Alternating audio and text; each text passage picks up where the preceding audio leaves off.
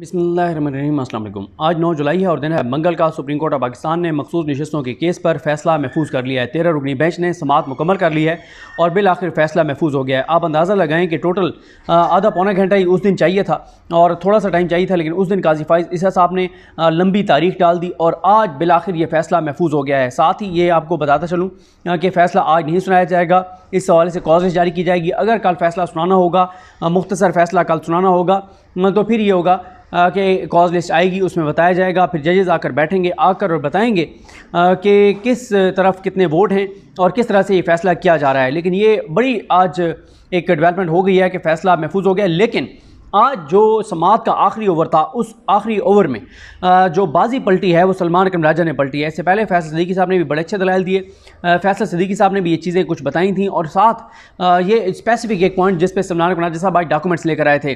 फैसल सिद्दीकी साहब जो हैं उन्होंने अदालत में जब जो साहबजादा हामिद रज़ा हैं उनके कागजात नामजदगी रखे थे तो उस वक्त भी बड़ा माहौल बदला था और उस चीज़ ने बड़ा कमरा अदालत का माहौल भी बदला था, केस का रुख भी तब्दील किया था।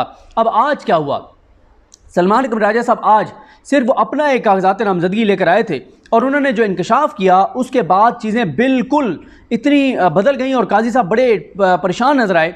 क्योंकि आज हुआ क्या, आज हुआ ये कि जो सलमान अकरम राजा साहब हैं वो जो अपने कागजात नामजदगी लेकर आए थे उसमें उन्होंने बताया, सलमान अकरम राजा साहब ने, कि ये जो इलेक्शन कमीशन कहता है कि जनाब हमने जो है वो ये लिखा हुआ था, ये लिखा हुआ था, ये लिखा हुआ था, इलेक्शन कमीशन ने मुकम्मल रिकॉर्ड अदालत के सामने नहीं रखा। और ख़ास तौर पे इलेक्शन कमीशन ने अदालत के सामने ये झूठ बोला जिसमें उन्होंने कहा कि पीटीआई वालों की अक्सरियत ने पीटीआई का डिक्लेरेशन नहीं दिया, पीटीआई का लिखा नहीं था कि हम पीटीआई से एफिलिएटेड हैं। सलमान अकरम राजा साहब ने बताया कि जो कागजात नामजदगी जमा कराए गए, एक कागजात नामजदगी जो है वो पीटीआई का जमा कराया गया और उसके बाद जो है वो मुख्तलिफ कागजात नामजदगी जमा करवाए गए, क्योंकि हमें ये था कि पीटीआई जो है आगे उसको बल्ले के निशान छीन लिया जाएगा और पीटीआई शायद ना हो इसमें इलेक्शन में, तो इसलिए एक सिर्फ कागजात नामजदगी जमा नहीं करवाए थे, एक से ज़्यादा कागजात नामजदगी जमा करवाए गए थे। फिर सलमान अकरम राजा साहब ने आज वो सारी चीज़ें बताई कि पहले हमने पीटीआई का डिक्लेरेशन दिया, फिर हमने जब इन्होंने कहा कि फिर हमने ये कहा कि जब बल्ला छिन गया और पीटीआई नहीं थी, हम एक निशान पर लड़ना चाहते थे, फिर हमने सुन्नी ये पीटीआई नजरियाती के जो है वो हमने उसका दिया सर्टिफिकेट दिया, लेकिन उस पर इलेक्शन कमीशन का एक फ़ैसला आ गया। वो फ़ैसला भी उन्होंने पढ़ा जिसमें इलेक्शन कमीशन ने कहा और वो इलेक्शन कमीशन अपने उस फैसले की वजह से फंस गया। ये भी बड़ी इंपॉर्टेंट चीज़ थी जो सलमान अकरम राजा साहब अदालत के सामने लाए कि इलेक्शन कमीशन ने ये कहा कि अगर कोई एक पॉलिटिकल पार्टी से ताल्लुक़ रखता है तो उसको किसी और पॉलिटिकल पार्टी का निशान नहीं दिया जा सकता। इलेक्शन कमीशन ने जब पीटीआई नजरियाती के टिकट जमा करवाए थे तो अभी वो जो एक अजीब किरदार है, मज़ाहिया किरदार अख्तर इकबाल डार, अभी वो डार जो है उसको अखबार नहीं किया गया था और वो चाबी वाला खिलौना नहीं बना था, तोते की तरह जो है वो उसने आके और वो नहीं सुनाई थी जो उसको बातें याद कराई गई थी। तो उस वक्त ये हुआ था कि इलेक्शन कमीशन ने, क्योंकि उस वक्त ये बड़ी खबर चली थी कि पीटीआई ने बड़ा सरप्राइज़ दे दिया कि पीटीआई नजरियाती बल्लेबाज के जो टिकट हैं वो जमा करवा दिए हैं और अब पीटीआई के तमाम लोग जो हैं वो बल्लेबाज पे लड़ेंगे। इलेक्शन कमीशन को टेंशन हो गई कि पहले सिर्फ बल्ला था, अब बल्ले के साथ खिलाड़ी भी है, अब तो ये बल्लेबाज हो गया। फिर इलेक्शन कमीशन ने क्या किया कि फ़ौरन इलेक्शन कमीशन बैठा और इलेक्शन कमीशन ने एक फ़ैसला जारी कर दिया जिसमें इलेक्शन कमीशन ने कहा कि अगर कोई अपनी कागजात नामजदगी में लिखेगा कि वो एक पॉलिटिकल पार्टी से ताल्लुक़ रखता है और वो उसका मेंबर है तो वो किसी और पॉलिटिकल पार्टी का निशान नहीं ले सकता। यानी पीटीआई के जो उम्मीदवार हैं उन्होंने लिखा हुआ है कि हम पीटीआई के हैं, गो कि उनको बल्ला नहीं मिल सकता। क्यों? क्योंकि वो बल्ला सुप्रीम कोर्ट ने छीन लिया है, लेकिन वो पीटीआई के उम्मीदवार हैं और पीटीआई के वो मेंबर हैं, लिहाजा पीटीआई के मेंबर को पीटीआई नजरियाती का निशान नहीं मिल सकता। ये फैसला था इलेक्शन कमीशन का। यहाँ पे अब वो वाला मामला भी आ गया है कि जब जो इन्होंने लिखा हुआ था कि मैं सुन्नी इत्तेहाद कौंसिल से हूँ, साहबजादा हामिद रज़ा ने, तो फिर इलेक्शन कमीशन अपने फैसले के मुताबिक, अपने फैसले में जिस सेक्शन का हवाला दे रहा है उसके मुताबिक इलेक्शन कमीशन पाबंद था कि सुन्नी इत्तेहाद कौंसिल के हामिद रज़ा साहब को घोड़े का निशान ही देते, उनको कोई और निशान नहीं दिया जा सकता था इलेक्शन कमीशन के अपने फैसले के मुताबिक। तो आज सलमान अकरम राजा साहब ने जब अदालत के सामने ये डॉक्यूमेंट्स के साथ साबित कर दिया कि इलेक्शन कमीशन ने झूठ बोला है, गलत बयानी की है, इलेक्शन कमीशन ने सुप्रीम कोर्ट के 13 जजेस को मामू बना दिया है, सुप्रीम 13 जजेस को तो नहीं, बाकी तो आज़ाद जो जजेस हैं, आइन पसंद जजेस हैं, वो तो सवालात कर रहे थे। गाजी साहब जो है वो इलेक्शन कमीशन को आज भी रेस्क्यू कर रहे थे और बात नहीं करने दे रहे थे सलमान अकरम राजा साहब को और कह रहे थे कि आप अपने ये कागजात नामजदगी क्यों लाए। तो उन्होंने कहा क्योंकि उन्होंने बात की थी इसलिए मैं लेके आया हूँ।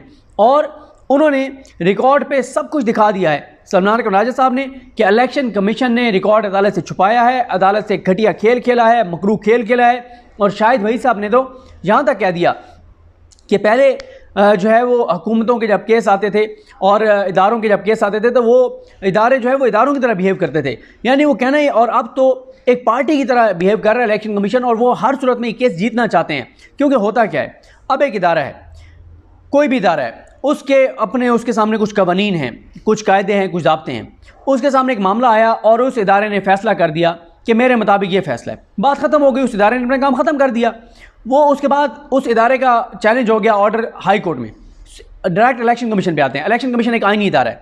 इलेक्शन कमीशन ने कहा कि पीटीआई के जो इलेक्शन है वो ठीक नहीं हुए, लिहाजा हम पीटीआई के इन इलेक्शंस को, इंट्रा पार्टी इलेक्शन को मुस्तरद करते हैं। ख़त्म हो गया, इलेक्शन कमीशन ने अपना काम कर दिया।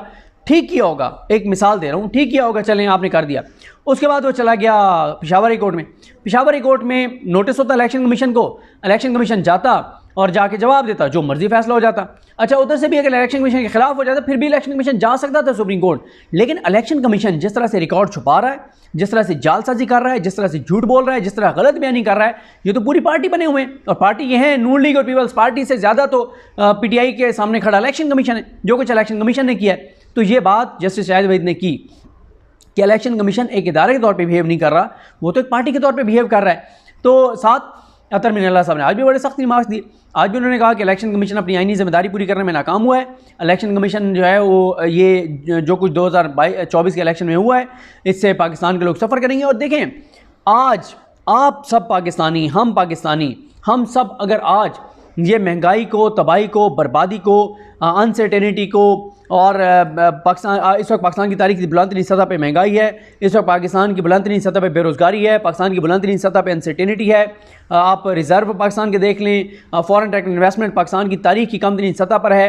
हर दूसरा पाकिस्तानी पाकिस्तान छोड़कर जाना चाहता है, हर पाकिस्तानी को अंधेरा नज़र आता है, हर पाकिस्तानी को मायूसी नज़र आती है।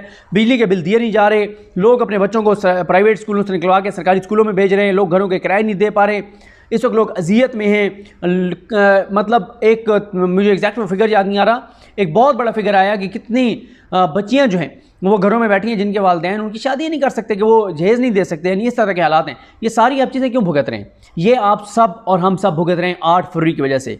जो 8 फरवरी को इस मुल्क के साथ काजी फाइज ईसा साहब ने और सिकंदर सुल्तान राजा ने जिस तरह का इलेक्शन करवाया है, कौम ने वोट दिया किसी और को, इन्होंने बना दिया किसी और को। जिनको इन्होंने बनाया उन्हें पता है कि कौम ने तो हमें वोट ही नहीं दिया, लोगों ने तो हमें वोट ही नहीं दिया। जब लोगों ने वोट हमें नहीं दिया तो जाएं भाड़ में। करेंगे हम 22 घंटे की लोड शेडिंग केपीके में, हम करेंगे इधर लोड शेडिंग, हम भेजेंगे भारी बिल। और ये अभी झूठी खबरें चलवाई जा रही हैं कि शहबाज शरीफ ने नोटिस ले लिया, बिल कम होंगे और बिजली सस्ती।